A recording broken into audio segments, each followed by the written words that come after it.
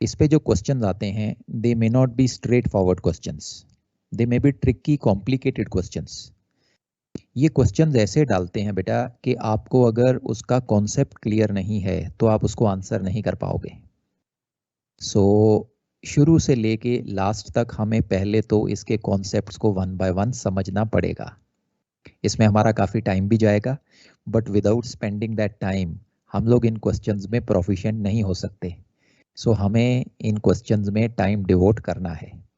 Fundamentals को पहले सीखना है, फिर फंडामेंटल्स को अप्लाई करना है। इस पे स्ट्रेट फॉरवर्ड क्वेश्चंस कम आते हैं। लाइक कोई आपको सीधा कोई स्ट्रेट फॉरवर्ड क्वेश्चन दे दे कि भाई explain coefficient B, coefficient bravo, coefficient charlie, ये क्वेश्चन कम आते हैं बेटा। क्वेश्चन जो आते हैं वो ट्रिकी आते हैं।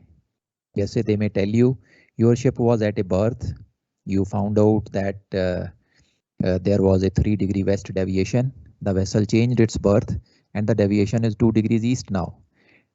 Explain how this change of deviation occurred. So इस पे आपको कॉन्सेप्ट अप्लाई करने पड़ेंगे। सो मैं बिल्कुल बेसिक से शुरू कर रहा हूँ बेटा। हम सबसे पहले मैग्नेटिज्म ऑफ द अर्थ से शुरू करेंगे and we will move on to ships magnetism, और फिर हम शिप्स मैग्नेटिज्म को डिटेल में करेंगे which are known as coefficients. So ready ho beta, shall I put on the presentation and we start? Yes. Okay. Yes. हाँ, just a gentle reminder, जब मैं slide आपको प्रेजेंट कर रहा हूँ तो आपने माइक्स म्यूटेड रखने हैं। Once I cover the slide, I will take a pause, ask your doubts, फिर मैं आपके सारे डाउट एक्सप्लेन करूँगा। So let's go into the presentation. Let me set it up beta. I'll put up the presentation.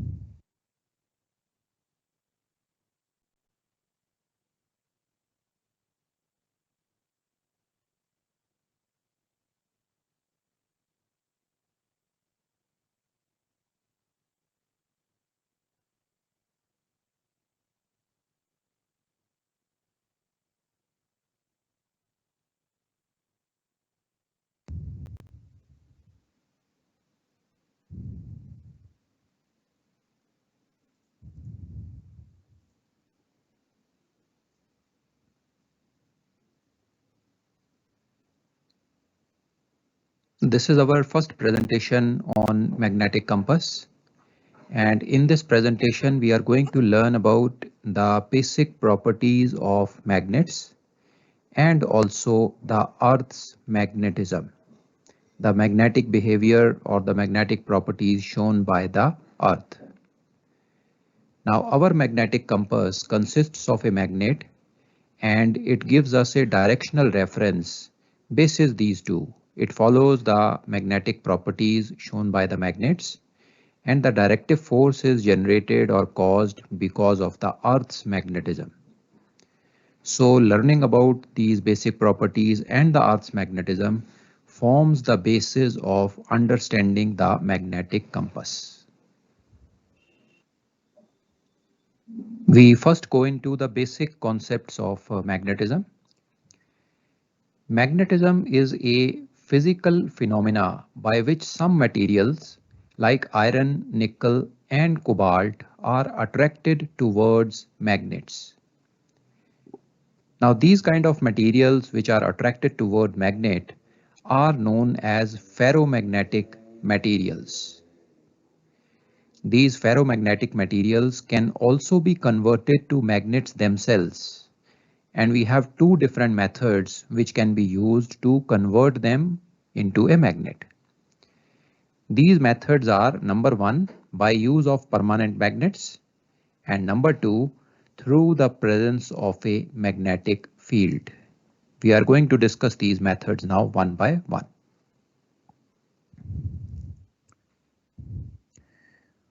Okay, beta, moving on to next slide now. Okay.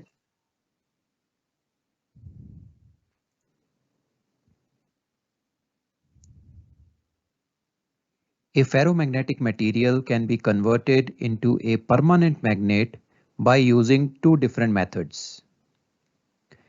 If a ferromagnetic material like iron is stroked in one particular direction, as we can see in this particular diagram, We see a iron bar which is placed here, and we see a permanent magnet. The iron bar is being stroked by this permanent magnet in one particular way. If this process is repeated at least 40 to 50 times, the iron bar then starts to behave like a permanent magnet itself. The second method in which a ferromagnetic material can be converted into a permanent magnet is if a ferromagnetic material is exposed to a magnetic field and is worked upon. By working upon, we mean that the material is hammered, it is cut into pieces, the material is bent, it is welded, the material is exposed to high temperature, it is exposed to high voltage currents. All these things, if they are done on the material, it gets converted into a permanent magnet. The best example of this method would be when a ship is being built in a yard. The ship is made up of mild steel, which is a ferromagnetic material, and the ship is also exposed to the magnetic field of the earth. At whatever location the ship is, it is being exposed to the magnetic field generated by the earth. And the structures of the ship, which are extensively worked upon, like the hull plate, the keel, the decks, or the bulkheads. These materials exposed to a magnetic field and extensively worked upon acquire permanent magnetism and get converted into permanent magnet themselves. Now, using both these methods, if a ferromagnetic material is converted into a magnet, this type of magnetism is permanent magnetism. That means it stays with the material even after the process is completed. The material is permanently converted into a magnet.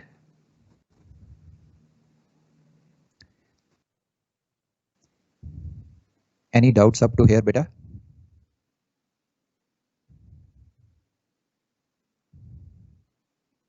No, sir. Very good, beta. Great.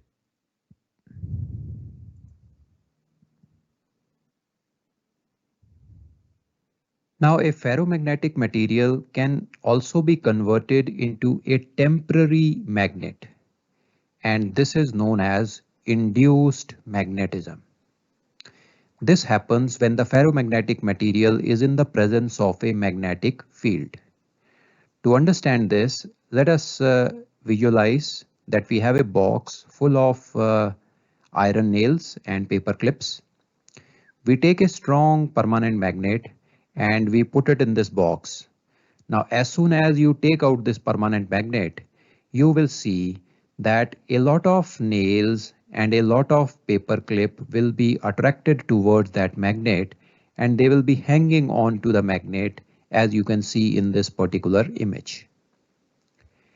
Now, these paper clips or nails were not showing any magnetic properties till the time they were in the box. But as soon as they come close to a permanent magnet, they start behaving like magnets themselves. So all these iron nails and paper clips have now become magnets, and they have started attracting other paper clips and other nails. The first nail or the first paper clip is attracted towards the permanent magnet, but all subsequent paper clips or all subsequent nails are getting attracted to other nails because all of them have converted into magnets. Now, this magnetic behavior is because of the presence of a magnetic field. This permanent magnet which we have here in this diagram shows magnetic field around its location. We have the magnetic field around a permanent magnet, and whatsoever ferromagnetic material is present there, it starts behaving like a magnet. If we remove this permanent magnet from the scene, we take it away from the nails or the paper clips, immediately all the nails are going to lose their magnetic property and they will fall down. Now, this kind of magnetism is temporary in nature. This magnetism is going to stay only till the time the magnetic field is present. As soon as the magnetic field is over, they are going to lose their magnetic property. So this is temporary in nature, and this type of magnetism is known as induced magnetism. Beta, any doubts up to here? Yes sir. बोलो बेटा। Sir जो आपने अभी जो बताया, जो nails है वो सारे बॉक्स के अंदर में, तो वहां पे बॉक्स के अंदर में फॉर एग्जांपल जैसे आपने एग्जांपल दिया अभी के बॉक्स के अंदर में क्या मैग्नेट मैग्नेट भी उसी के अंदर में रहेगा, या वो just because of earth magnetic field वो एक behaving like a magnetic ferromagnetic? No बेटा, अर्थ्स मैग्नेटिक फील्ड तो बॉक्स के अंदर भी एक्ट कर रहा है, पर अर्थ्स मैग्नेटिक फील्ड की पावर बहुत कम है बेटा. So their magnetism, induced magnetism will be very very weak, negligible. पर जब आप एक परमानेंट मैग्नेट उनके पास लाओगे जिसका मैग्नेटिक फील्ड स्ट्रॉन्ग है, that will induce the magnetism in the paper clips and nails. Okay, just because कि वो एक फेरोमैग्नेटिक है, तो मैग्नेटिक जैसे ही उसके मैग्नेट सामने आएगा तो वो उसको नेचुरली एक दूसरे को जितना भी है वो एक दूसरे से इंटरकनेक्टेड करके जितना उसमें पावर होगा वो पावर को डिलीवर करता जाएगा, और जितना वो कनेक्ट कर सकता है वो कर लेगा उसको. Right, beta. Whenever any ferromagnetic material comes under the magnetic field of a magnet, it will start behaving like a magnet. जितना वो मैग्नेटिक फील्ड स्ट्रॉन्ग होगा उतना ही पावरफुल मैग्नेट बनेगा. बनेगा वो. ओके बेटा, great. Moving ahead.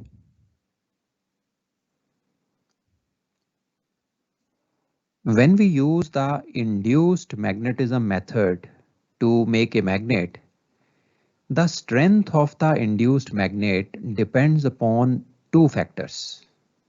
The first factor is that stronger the inducing field, stronger will be the induced magnet generated.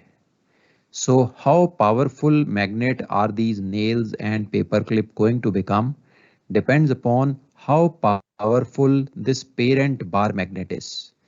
The more powerful this parent bar magnet is, the more powerful these paperclips and nails will be.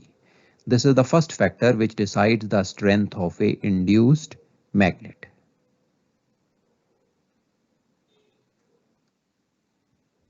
The second factor which decides the strength of a induced magnet is the alignment of the ferromagnetic material with the magnetic field lines. If the ferromagnetic material is perfectly aligned with the inducing field, there will be maximum induction generated, resulting in a strong magnet. And if the ferromagnetic material lies perpendicular to the inducing field, there will be negligible induction, resulting in a very weak magnet. You can understand it easily from this diagram. We have a magnetic field in this particular area, and these vertical lines going upwards show the direction of the magnetic field.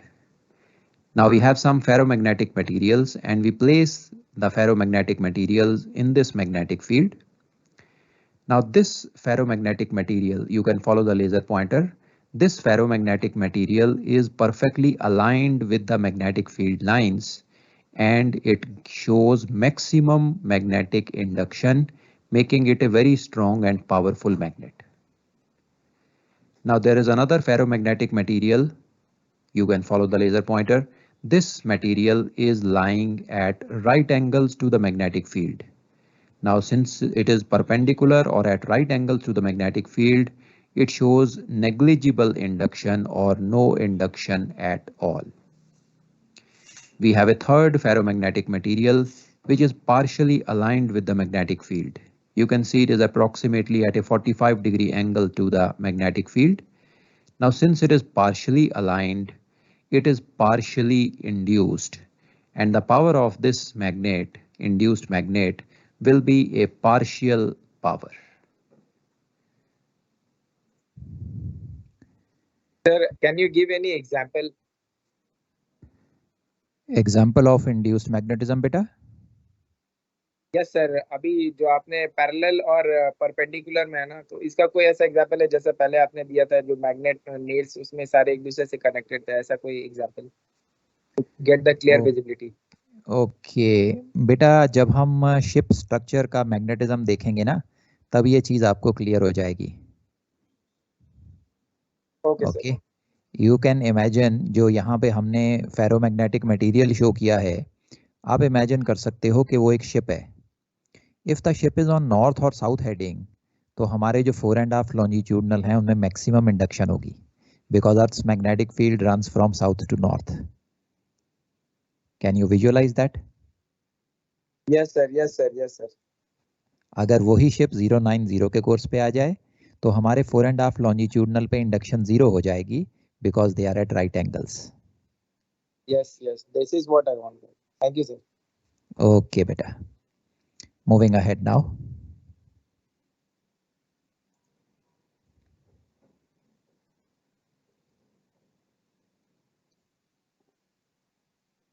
Once a ferromagnetic material is converted into a magnet, a permanent magnet or a induced magnet, in both the cases, it acquires two poles.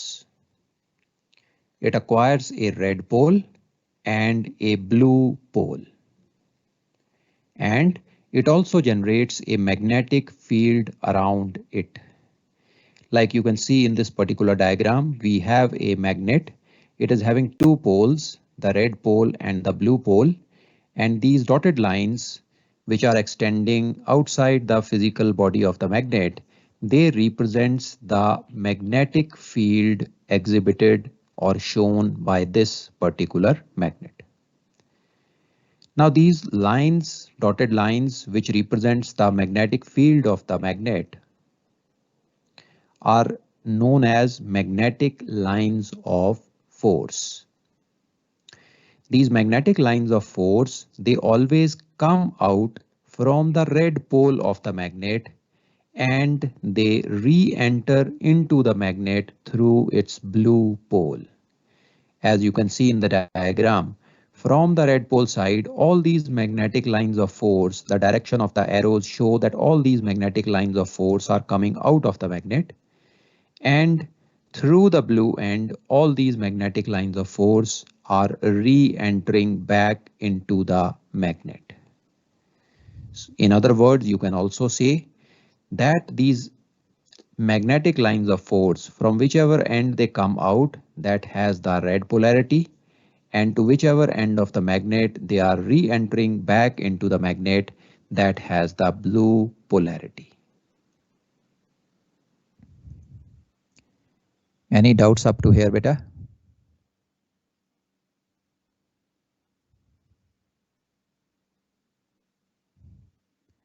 Very good, beta. Moving ahead.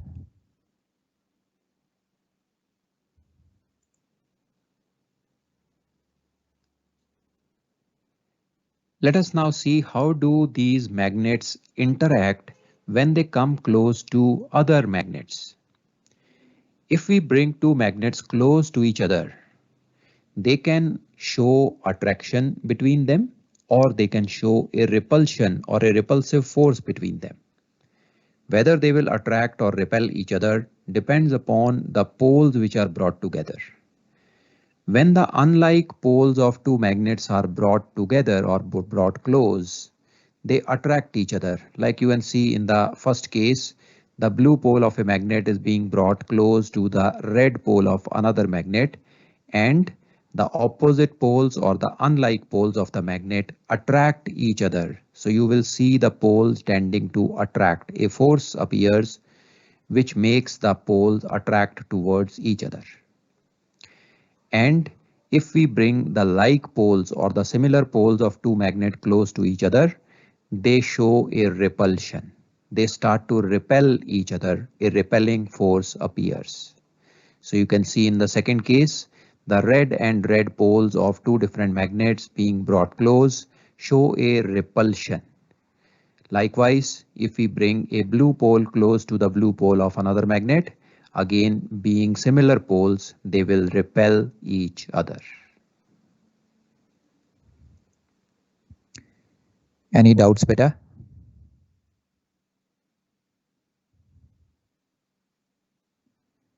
Very good. Moving ahead.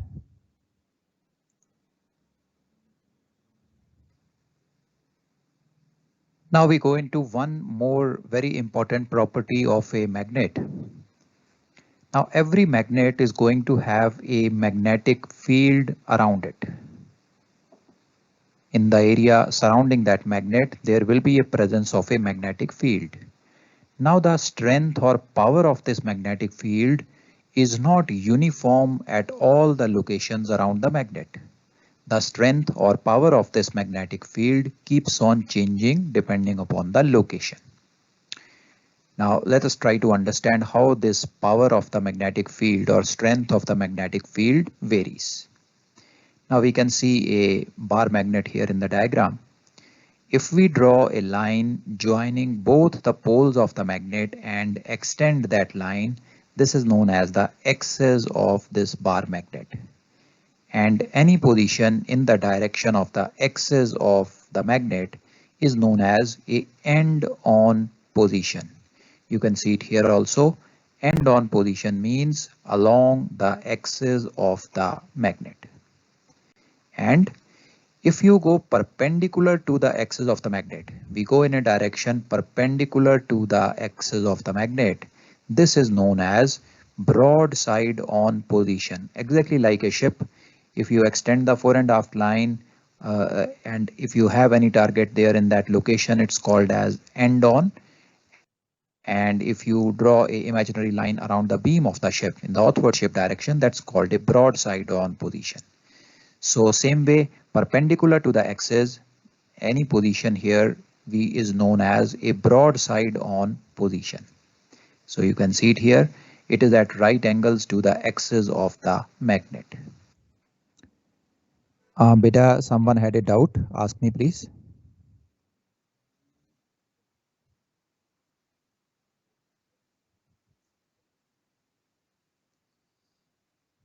बेटा किसी भी magnet में जो red और blue poles हैं, अगर आप उनको ज्वाइन कर दो using A line and you extend that line, that direction is known as end-on direction.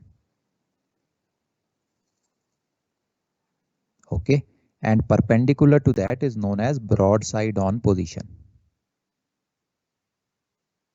Okay, beta, चलें आगे. Okay. So what if the magnet is square in shape then? Okay, even if it is a square or a sphere or a cube, cuboid, anything, beta, it will always have the poles at some particular direction, at some of the edges. The poles cannot be all around the magnet. They will be concentrated at some places on the edges, and we will need to find out those two locations. If you draw a line there, that is known as the end-on line.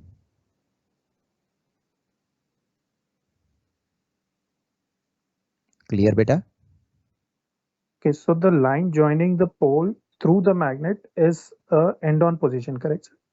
Right, beta. When you extend that line, Okay. that is known as the end-on location or end-on position. Okay, sir. Thank you. Okay. Now, how does the strength of the magnetic field vary?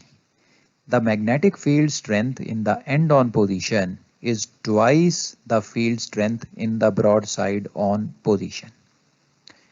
Just to give you an example, if you go 1 centimeter away from this pole of the magnet and measure the magnetic field strength here, and the same thing is done at broadside on position. You go 1 centimeter away in the broadside on position and measure the magnetic field strength here, you will see that the field strength at end on position is twice as powerful as compared to the field strength at the broadside on position.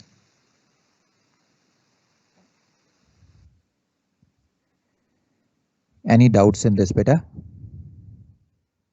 So this broadside means exactly the center of that broadside, or no, beta. Broadside means perpendicular to the axis. Broadside means perpendicular to the axis. It is something like a beam direction on a ship. Okay, sir, but that red dot, if it is like very close to the orange portion of the magnet, then also it will be twice, like no, beta. Twice The broadside on position has to be symmetrically placed between the two poles. अगर आप किसी भी पोल और red dot के बीच में जाओगे तो फिर मैग्नेटिक फील्ड स्ट्रेंथ चेंज होती रहेगी बेटा.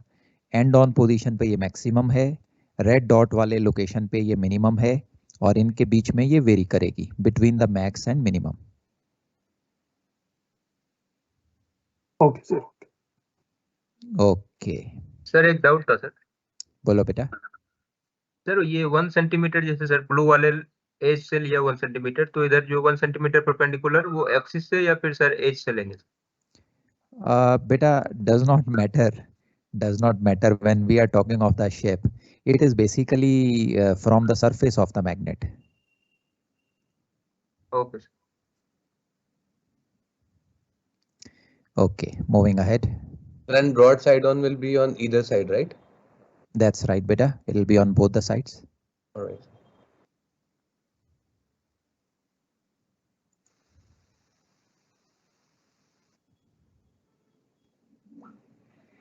Let us now move into the magnetism of the Earth.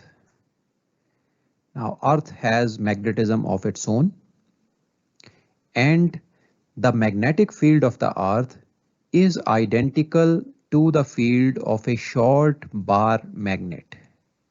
The magnetic field of the Earth behaves exactly as if God or nature has inserted a powerful short bar magnet inside the Earth.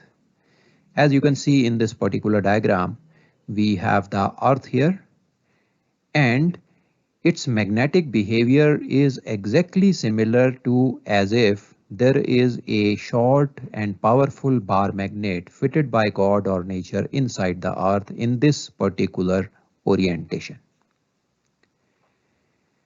Now the blue pole of this short bar magnet of the Earth points very close to the geographic North Pole. You can see this green color line going up to this particular point here. This is the geographic North Earth, and the red pole of this magnet, short powerful bar magnet, points close to the Earth's south geographic pole. So you can see this green line being extended down below. This green line basically represents the axis around which the Earth rotates. And the points where this axis meets the surface of the Earth are known as the geographic pole. So you can see the geographic North Pole at the top of the diagram where the green color line intersects the surface of the Earth. And you can see the geographic South Pole at the bottom of the diagram where this green color line intersects the surface of the Earth. Now, if we extend the axis of this short bar magnet, you can see there's this yellow color line in the diagram which shows the axis of the short bar magnet of the Earth. Now these axes, they go and cut the surface of Earth at two particular points. The point which is close to the geographic North Pole, where the axis of the bar magnet cuts the surface of Earth, is known as the magnetic North Pole. And if we extend this magnetic axis, the point where it crosses the surface of Earth close to the geographic South Pole, this point is known as the magnetic South Pole. Important thing which you can see from this diagram is that the magnetic North and South Poles are not at the same location where the geographic North and South Poles are. The magnetic North and South Poles are slightly away from the location of the geographic North and South Poles. Geographic poles are defined by the rotation of the Earth, and the points of the geographic poles on the surface of Earth are fixed. They are permanent poles. They are fixed, stationary, and not moving at all. They have been there from thousands of years. On the other hand, the points where the axis of the Earth's bar magnet cut the surface of Earth are known as the magnetic poles. These magnetic poles are not fixed. They are not stationary. They are dynamic in nature, and they keep on changing their location slowly with time.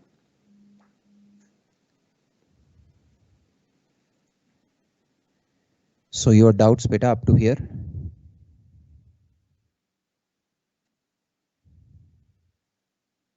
That is why the chart is having the variation given for the year. That's right, beta. You see a change in variation happening because of this only.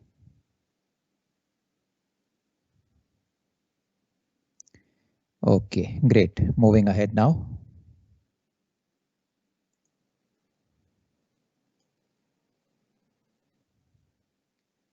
Let me now show you the motion of the Earth's north magnetic pole over the years. In this diagram, you can see this is a zoomed in diagram of this particular portion of the Earth's surface. The apex of the cone, this particular point, represents the north geographic pole. And as we discussed, the north geographic pole is fixed or stationary point on the surface of Earth, and it has been there from thousands of years and it does not change its position. The magnetic north pole of the Earth, on the other hand, is dynamic and keeps on changing its location slowly. You can see the movement or the motion of the north geographic pole represented by this dotted line in the diagram. This is how the magnetic north pole of the Earth has been changing its location over the years. 1600, 1700, you can follow the laser pointer. Then at 1800, then this was the location of the magnetic pole at 1900, 1948, 1994, 2000, 2007, and still moving further.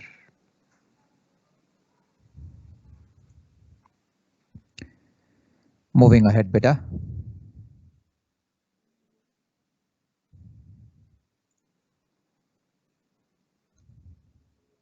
Now, a few more important points related to the Earth's magnetism. We have seen that the magnetic poles of the Earth are not stationary and they keep on changing their location. The geographic poles are stationary. Now, the difference between the direction of a geographic pole and a magnetic pole at any particular place from the Earth, if you find the angle between the geographic pole and the magnetic pole, that is the variation at that particular place. The geographic poles are the references for giving us true directions, and the magnetic poles are the references for giving us the magnetic directions. A unaffected magnetic compass will point its poles or point its direction towards the magnetic pole, and to get the geographic pole or to get the true directions, we have to apply variation to the magnetic direction. And once we apply the variation to the direction given by the magnetic compass, we obtain the true direction.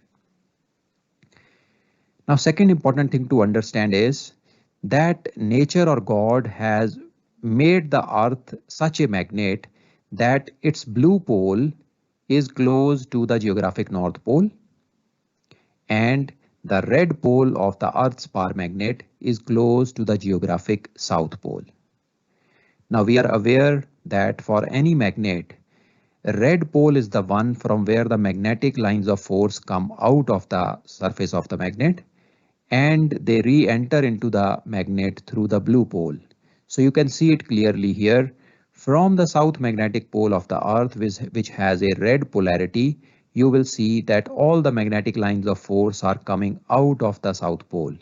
You can have a look at the arrows representing the direction of the magnetic field lines, and you will see that these magnetic field lines are coming out of the red pole or of the south magnetic pole of the Earth. So anywhere in the southern hemisphere, you will see that these magnetic lines of force are coming out of the surface of Earth. These magnetic lines of force, they go back into the Earth at its blue pole or the north magnetic pole of the Earth, and you can see that anywhere in the northern hemisphere, the magnetic lines of force are going into the surface of the Earth.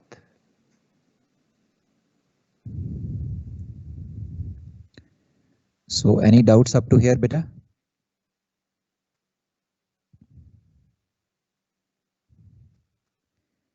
Very good, beta. Moving ahead. Another important thing to note here is that since the Earth's north magnetic pole has a blue polarity, the Earth's north magnetic pole will be attracting the red pole of any magnet on the surface of Earth. So if we have a freely suspended magnet on the surface of Earth, its red pole will be attracted by the north magnetic pole of the Earth, which has a blue polarity. We are aware that opposite poles of a magnet attract each other.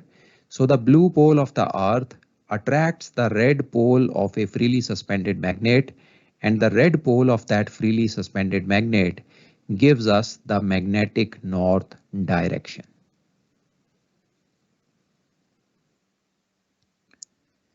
Is that clear, beta? Sir, this means that any suspended magnet that on Earth will attract towards the north pole. The red end of that magnet will point towards the blue end or the north magnetic pole of the Earth. Yes, sir. Okay, moving ahead. We can now see another diagram showing us the magnetic field lines of the Earth.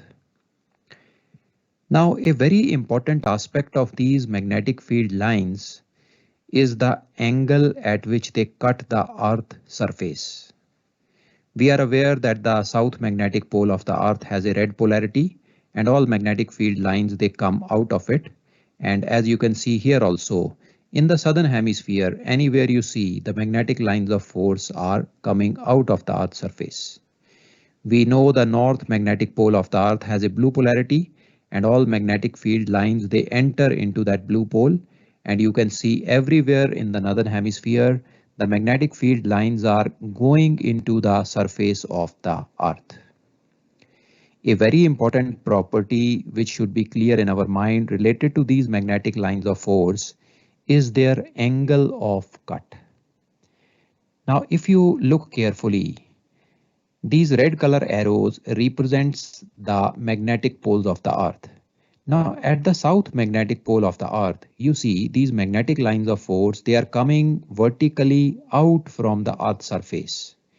In other words, you can see they are making a right angle to the Earth's surface. They are perpendicular to the Earth's surface, or you can say the magnetic field lines are vertical at the location of the south pole. Now, from the south pole, as you go towards the equator, you will see that the angle of these magnetic field lines with the Earth's surface starts to reduce. At the pole, this angle of cut between the magnetic field line and the Earth's surface was 90 degrees. As you move away from the pole towards the equator, the angle starts to reduce, maybe 80 degrees here, 70, 60, 50, 40. And as you go further and you come close to the equator, now at the equator, you will see that the magnetic field line's angle of cut becomes 0. The angle of cut was 90 at the pole. Coming close to the equator, the angle starts to reduce, and at the equator, the angle becomes 0. Angle becoming 0 means that these magnetic field lines are parallel to the Earth's surface. Now, as you move towards the north magnetic pole, again the angle starts to increase. Now the lines are going into the Earth's surface, but the angle starts to increase, maybe 10 degrees here, 20, 30, 40, 50, 60. And when you reach at the north magnetic pole, the angle of cut between the magnetic field lines and the surface again becomes 90 degrees. You can see at the north magnetic pole, the lines are again perpendicular, making a 90-degree angle to the surface of Earth. Now this angle is known as the magnetic dip or a magnetic dip angle. It is also sometimes called as the magnetic latitude of a particular place. You can see at the magnetic equator, this angle was 0. So the magnetic latitude of that place was 0. As you move towards the pole, the angle is increasing. Magnetic latitude is also increasing. And as you reach at the pole, the angle of cut becomes 90 degrees. The magnetic latitude at the pole also becomes 90 degrees. Another important thing which you will see from the diagram is you have the geographic poles also represented by the dotted lines, and we have the magnetic field lines also. We have the geographic equator also. Geographic equator is a great circle exactly midway between the geographic poles. You can follow the laser pointer. It shows the geographic equator now. This geographic equator is a perfect great circle. It follows geometry and it is a perfect great circle. Whereas the magnetic equator is not a perfect great circle. Magnetic equator is represented by this curved line. It is not a perfect great circle. The reason being magnetism is a dynamic property of the Earth. So it is not a perfect great circle, but a curved line. Now using the angle of dip or the angle of cut between magnetic lines and the surface, we can define the magnetic poles as well as the magnetic equator. Let us see what is the definition of magnetic poles. Magnetic poles are defined as those points where the Earth's magnetic field lines are vertical or they are perpendicular to the Earth's surface. As you can see in the diagram, at the location of the poles, the magnetic lines of force represented by red arrows are perpendicular to the Earth's surface. They are making a 90 degrees angle.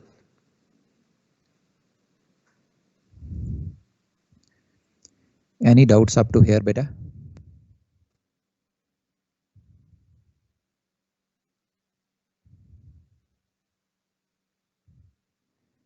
Very good, beta. No. Excellent.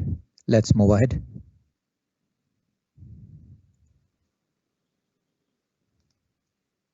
And using the same dip angle, now we can also define the magnetic equator. The magnetic equator is an imaginary line on the Earth's surface, joining those points where the Earth's magnetic field lines are horizontal or parallel to the Earth's surface. So you can see at this particular point here, the magnetic field line is parallel to the Earth's surface. The Earth's surface is in the up and down direction here. The magnetic field line is also in the up and down direction here. The field line is parallel to the Earth's surface.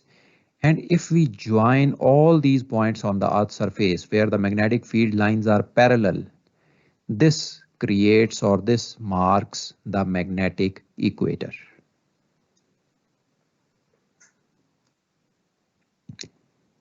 Now, as discussed earlier, the angle at which the lines cut the surface of Earth is known as the dip angle.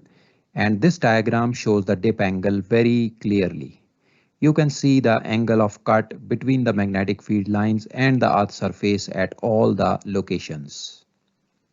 Let us now see the definition of the dip angle. This angle which the Earth's magnetic field makes with the Earth's surface or the horizontal is known as the dip angle. As we can clearly see in this diagram, the dip angle is 0 at the equator and is maximum 90 degrees at the poles.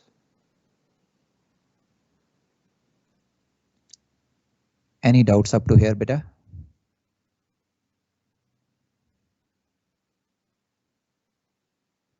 Very good, beta. Excellent. Let's move ahead.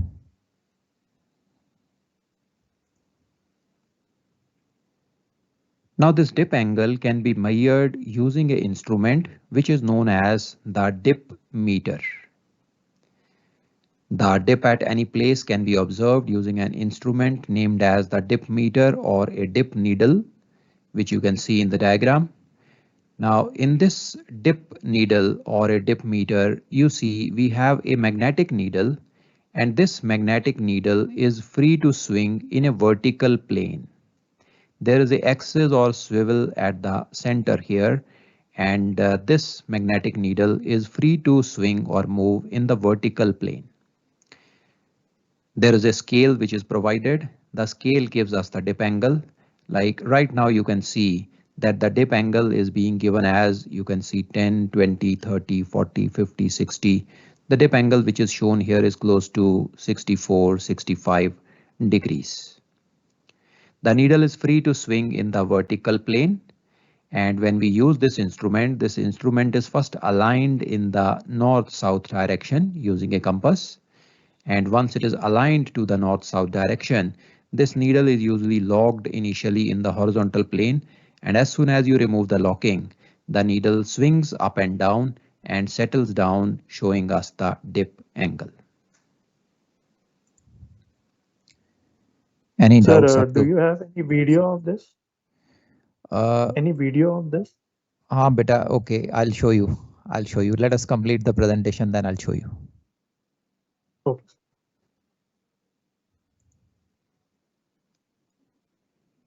If this dip meter is placed anywhere in the northern hemisphere, we know the north magnetic pole of the Earth has a blue polarity.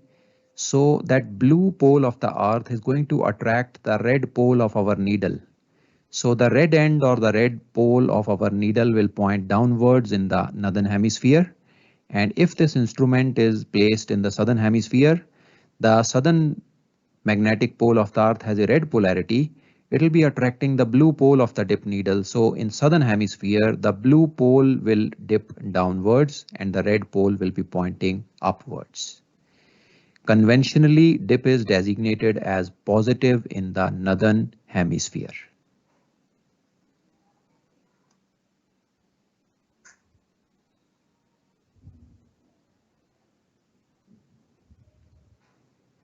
We now have another diagram showing very clearly the magnetic field of the Earth as well as the dip being recorded by a dip needle. You can see this is the Earth surface. We can see the magnetic lines of force. The arrows show the direction in which they are going. In the southern hemisphere, they are coming out of the Earth's surface, and in the northern hemisphere, they are going down into the Earth's surface.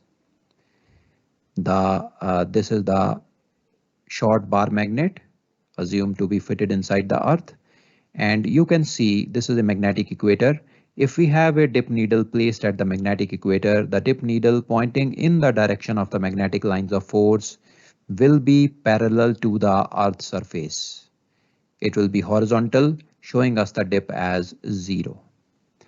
Now, as we proceed towards the North Pole, at this particular location, the dip needle again aligns itself with the magnetic lines of force, and you see the red end of the dip needle will now be attracted by the blue end of the Earth's north magnetic pole, and it will show a downward dip.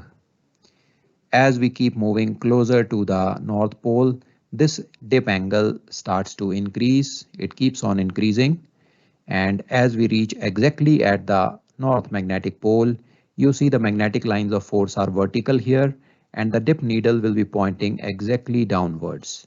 The red end of the dip needle will be pointing exactly downwards towards the blue end of the Earth's North Magnetic Pole. You can also see the geographic North Pole. It is at a different location from the magnetic North Pole. So you can see the dip angle starting from 0 at the magnetic equator, increasing and going up to 90 degrees at the magnetic pole. Any doubts up to here, beta? Sir, I'm seeing that you will be in the South Pole. Ask again, beta. Your voice was dull. Can you speak little slowly? Sir, and same value will be in from equator to South Pole. I still did not get you, beta. From equator to South Pole, the red end will be pointing away from the Earth's surface, and the angle would increase from 0 to 90 as you go from equator to South Pole. At the South Pole, red will be pointing upwards and blue will be pointing downwards. Okay, sir. Okay. Okay, beta. Great. Sir So, इससे पहले जो आपने दिखाया था sir जो diagram, उसपे जो needle red colour का निडल जो नीचे की तरफ था 65 डिग्री पे, that means that time that one was in southern hemisphere, correct? no beta, this is in the northern hemisphere. क्योंकि रेड तो नॉर्थ में ही नीचे पॉइंट करेगा ना बेटा, नॉर्थ में ब्लू पोल है. सॉरी हाँ north, yes sorry sir northern hemisphere में वो करेगा क्योंकि रेड उसका जो है एंगल दिखा रहा था वहां पे 65. Yeah, that's okay, great. yes sir. That's right. Okay, all right. Let's move ahead. Sir, one question. This dip angle is that also the magnetic latitude? That's right, beta. It is same as magnetic latitude. Okay, sir. Okay.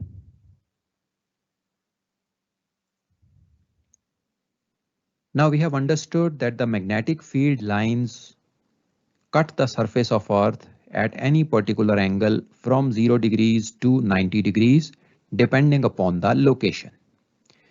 We have selected a particular location on the Earth's surface where the magnetic field lines are in this particular orientation. They are going down into the surface of the Earth, so that tells us that this is the northern hemisphere, and they are making this particular angle. This is the dip angle. So the angle of the magnetic field lines with the horizontal or with the surface of Earth is the dip angle. You can see the dip angle here. Now the magnetic field in this particular direction is represented as total field intensity of the Earth's magnetic field. Now this total field intensity or the magnetic field of the Earth is broken down into two components for our use, for our utility to understand the magnetism better. These two components are, one is the horizontal component, which is known as H or HF, a short form for horizontal force. This horizontal component of the total magnetic field of the Earth, which is known as H or HF, is what makes the compass point towards the magnetic poles. This H or HF basically provides the directive force to our compass.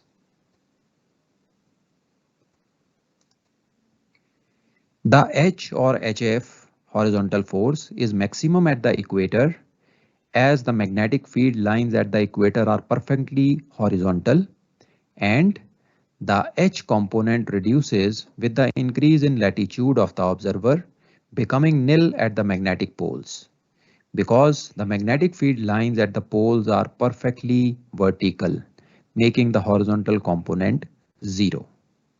Therefore, the directive property of a magnetic compass, which is based on or dependent upon H or HF, the horizontal component, is highest at the equator and starts to reduce when the vessel proceeds towards the pole, eventually becoming nil at poles.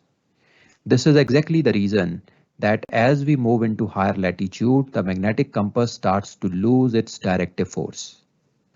After we cross a latitude of 70 degrees north or south, going towards the pole, the compass becomes highly unreliable. Go ahead with your doubt, beta. Sir, can you I explain? didn't understand this horizontal component, sir. ये क्या है actually में? Okay बेटा, आपने बेटा अभी total field intensity तो समझ में आ गया सर कि वो नीचे से निकल के वो जा रहा है इक्वेटर के बाद में वो अर्थ की तरफ घुस रहा है, टोटल फील्ड इंटेंसिटी, बट ये हॉरिजॉन्टल कंपोनेंट ये क्या है सर? ओके बेटा, do you remember the vector resolution बेटा, जो हमने +1 +2 में किया था? वेक्टर रिजॉल्व करते थे ना दो कंपोनेंट में, हॉरिजॉन्टल और vertical, X axis Y axis. Yes sir. Exactly वही चीज हमने की है बेटा। जो हमारा टोटल फील्ड है अर्थ का मैग्नेटिक फील्ड, हमने उसका हॉरिजॉन्टल कंपोनेंट और वर्टिकल कंपोनेंट अलग अलग कर दिया है to understand it better. Sir, आपके कहने का मतलब है जो मैग्नेटिक फील्ड अर्थ मैग्नेटिज्म है, किसी पर्टिकुलर पॉइंट पे वहां पे जो कंपोनेंट जो टोटल फील्ड इंटेंसिटी है उसका वेक्टर डिवाइडेशन कर दिया, तो जो हॉरिजॉन्टल कंपोनेंट है उसका जो एंगल बन रहा है वो डिप है। बेटा डिप तो हमेशा हॉरिजॉन्टल के साथ ही बनता है। हमने यहाँ पे टोटल फील्ड इंटेंसिटी को दो कंपोनेंट में डिवाइड कर दिया है ताकि हम इसे इजीली अंडरस्टैंड कर सकें। सर फिर ये डिप जो होगा वो इक्वेटर पे 0 होगा, करेक्ट? सर्टेनली बेटा, it is 0 at the equator. Okay, and second thing, आपने कहा कि मैग्नेटिक कंपास जो है that is like we cannot use more than 70 degrees north or south. We can use, but it becomes gyroscope में भी होती है। unreliable. We can use, but it becomes unreliable, beta, unsteady. Okay, but यही same चीज तो gyroscope में भी होती है, like if we move further not to 70 Yes, degrees then we that's can right. Not use gyroscope. Yeah, that's right. You cannot use it. वो मैं आपको तब समझाऊंगा जब जायरो करेंगे. ओके, ठीक है. ओके सर ये थोड़ा डायरेक्ट के बारे में एक्सप्लेन कर दीजिए, उसका कुछ आइडिया. ओके बेटा, बड़े इजी भाषा में इसको समझो. हमने अर्थ के टोटल फील्ड को हॉरिजॉन्टल और वर्टिकल कंपोनेंट में डिवाइड कर दिया. सही बात है, डिवाइड कर दिया. Yes sir. हमारी जो कंपास है जो शिप पे लगी है बेटा, वो कौन से प्लेन में काम कर रही है? Is it in the horizontal plane और is it in the vertical plane? हमारा जो कंपास कार्ड है हॉरिजॉन्टल प्लेन में है, तो नेचुरली जो अर्थ का हॉरिजॉन्टल कंपोनेंट होगा वही हमारी कंपास को डायरेक्शन देगा बेटा. Yes sir. समझ गए? Yes sir. सर ये और डायरेक्टिव फोर्स का नहीं लग रहा. अब बेटा डायरेक्टिव फोर्स का मतलब है ऐसी फोर्स जो कंपास को डायरेक्शन देती है, उसी का नाम है डायरेक्टिव फोर्स.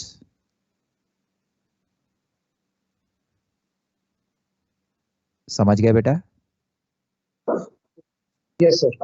ओके. सर तो डायरेक्टिव फोर्स इन दोनों का रिजल्टेंट बेसिकली हॉरिजॉन्टल और वर्टिकल का, जो जिसके ज्यादा है उस तरफ जिस तरफ डिप मतलब वो नीडल घूम रहा है, दैट इज अ ना बेटा, डायरेक्टिव ना ना फोर्स. ना ना, तुमने तो बेटा खिचड़ी बना दी. Directive force is only the horizontal component बेटा. The vertical component does not affect our compass needle at all. Vertical component compass needle को बिल्कुल अफेक्ट नहीं करता है. Horizontal component gives the directive force.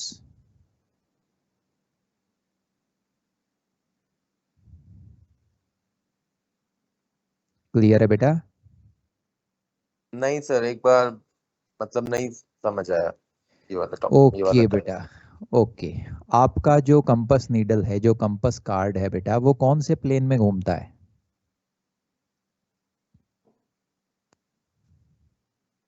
Horizontal में घूमता है या वर्टिकल में घूमता है? हॉरिजॉन्टल में घूमता है. अगर हॉरिजॉन्टल आप, में, हाँ सर. बिल्कुल सही.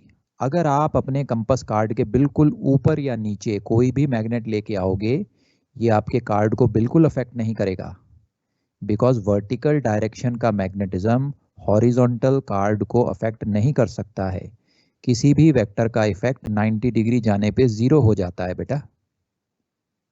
हाँ सर, वो सेंटर में 0 होता है, वो पता है, वो तो ठीक है. That's the reason that the vertical component does not affect the compass card. It does not give us any directive force.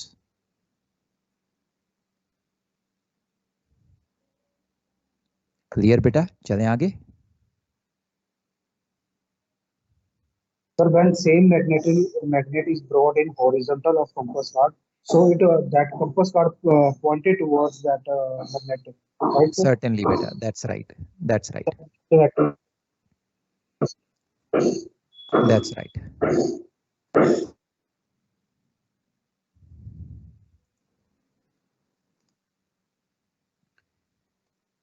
The other component of the total field intensity of the Earth, which is the vertical component, is known as Z component. Now, as we have discussed under the dip angle, this Z component will be acting downwards in the northern hemisphere, and this Z component will be acting upwards in the southern hemisphere. In the northern hemisphere, the magnetic field lines go down, so the Z component acts downwards. In the southern hemisphere, magnetic field lines come up from the Earth's surface, so the vertical Z component acts upwards. This Z component or vertical component does not affect the directive property of our compass in any way. It does not enhance or does not diminish the directive property of the compass. This Z component, however, affects the magnetism of the ship, which we will discuss under the head of ship's magnetism.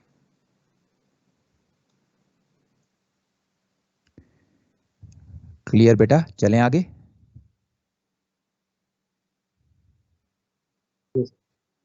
Very good. So basically हमने पहला अपना जो presentation है वो cover कर लिया है. Now you wanted a video to calculate the dip angle. Let me see if I have something. Give me a minute.